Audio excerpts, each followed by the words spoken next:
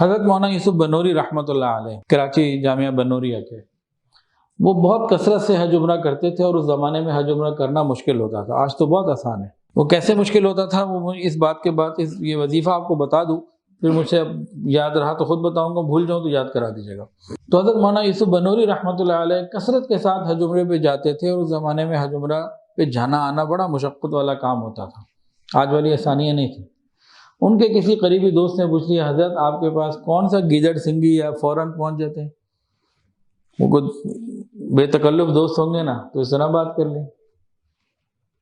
تو اب حج پہ جانے کا یہ جو وظیفہ ہے، جس کو ان کا گیدڑ سنگھی کون سا ہے، تو انہوں نے بتایا بھی 5 اعمال ہیں، تمہیں بتا دیتا ہوں، تم کر لو۔ تو جو بھی حج پہ جانا چاہے، عمرے پہ جانا چاہے، تو یہ 5 کام کر لے، انشاءاللہ اللہ تعالیٰ اس کو حج کی توفیق عطا فرمائیں گے۔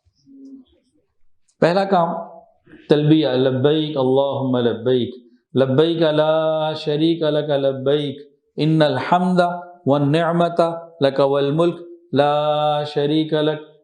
صبح شام پڑھتا رہے، جب خیال آئے یاد آئے پڑھ لے، ایک کام یہ ہو گیا، 5 کاموں میں سے پہلا کام۔ دوسرا کام، سورہ حج کی تلاوت روزانہ، نہیں تو ایک دن چھوڑ کے صحیح، سورہ حج کی تلاوت کا معمول بنائے۔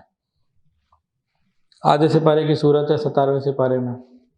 نمبر 3، دعاؤں کا اہتمام، اللہ سے مانگے یا اللہ مجھے حج کی عمرے کی توفیق عطا فرما، دعاؤں کا اہتمام۔ نمبر 4، درود شریف کی کثرت۔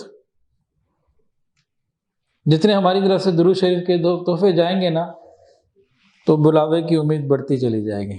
وہ کیا شعر ہے، ابھی اللہ کرے یاد آ جائے، دماغ میں ہے، زبان پہ بھی آ جائے۔ بے مایا صحیح لیکن بھیجے ہیں ہم نے درود کی کچھ سوغاتیں۔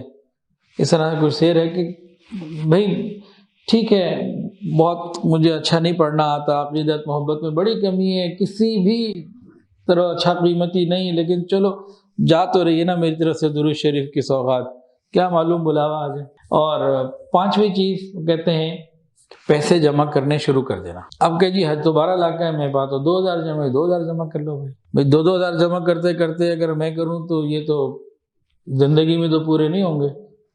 بھائی ہمارا کام ہے، جو ہم کر سکتے ہیں وہ کریں، باقی اللہ کرے گے۔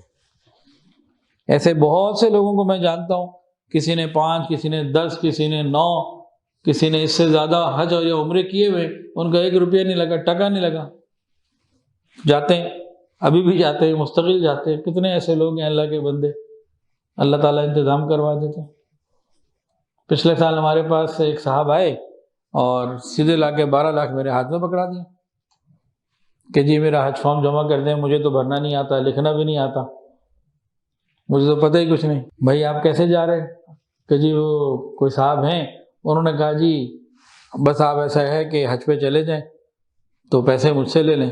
وہ پہلے مجھ سے پوچھ کے چلے گئے تھے کہ اس طرح سے کچھ ہو سکتا ہے۔ میں نے کہا ٹھیک ہے، اگر پیسے ہوں تو کیوں نہیں ہو جائے گا، سرکاری اس میں جمع کرانے ہو جائے گی۔ اب وہ اس بندے سے جنہوں نے پیسے دینے تھے، وہ پیسے لے کے سیدھا میرے پاس آئے، مجھے لا کے پیسے پکڑا دیے، جناب اب میرا کام آپ کر رہے ہیں، مجھے تو نہیں آتا یہ سب۔ اللہ ایسے بھی کام کرا دیتے ہیں۔